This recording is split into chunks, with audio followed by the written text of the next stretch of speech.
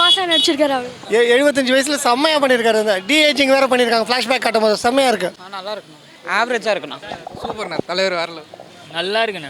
First half நல்லா போச்சு, second half okay பரவாயில்ல நல்லா இருக்கு. மோனிகா எனக்கு தேவையில்லை, ஏன்னா அந்த படத்துக்கும் அது ஏன் வச்சாங்கன்னு தெரியல, என்ன பொறுத்துக்கு படத்துக்கு ஏன் வச்சாங்கன்னு தெரியல. இன்னொன்று எனக்கும் அந்த சாங்கில் பெருசாக எனக்கு பிடிக்கல. ஏன்னா அந்த சாங் பிடிச்சவங்க நிறைய பேர் இருப்பாங்க, பிச்சுக்கிட்டு போவோம் லைக்ஸ்லாம். பட் அதுக்குன்னு அந்த பெரிய சாங்காக கேட்டால் எனக்கு என்ன பொறுத்துக்கு கிடையாது. படம் இது வரைக்கும் பேசுறது வரல, ஒன்று கூட இல்லை. அப்படியே படம் அப்படியே ஸ்பீடு.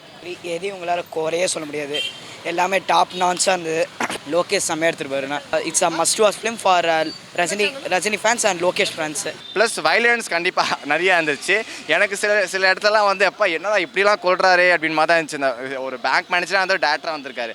ப்ரோ எல்லாமே சூப்பராக இருந்தது ப்ரோ, நல்லா புதுசாக காமிச்சிருக்காங்க, எல்லாம் தாராளமாக வந்து பார்க்கலாம். இதுக்கு ஏன் நெகட்டிவ் ரிவ்யூ சொல்கிறாங்கன்னு புரியல. சூப்பராக இருந்தது படம், எல்லாரும் வந்து என்ஜாய் பண்ணலாம். எனக்கு நான் என்ன எதிர்பார்த்து போகிறேன்னு ஒரு படத்துக்காக, அந்த மார்க்கெட்டில் என்ன ப்ராடக்ட்டுக்காக நான் போகிறேன்னா அந்த ப்ராடக்ட் இங்கே இருக்குது. ஆனால் நான் திருப்பி கூட பார்ப்பேன், ஏன்னா எனக்கு வைலன்ஸ் தான் பெருசாக தெரியல. எனக்கு என்ன தேவை, ஃபேனாக இதெல்லாம் இருக்குன்னு தோணும், ரஜினி கிட்ட எனக்கு இதெல்லாம் வேணும்னு தோணும், அதெல்லாம் எல்லாமே இருக்குது.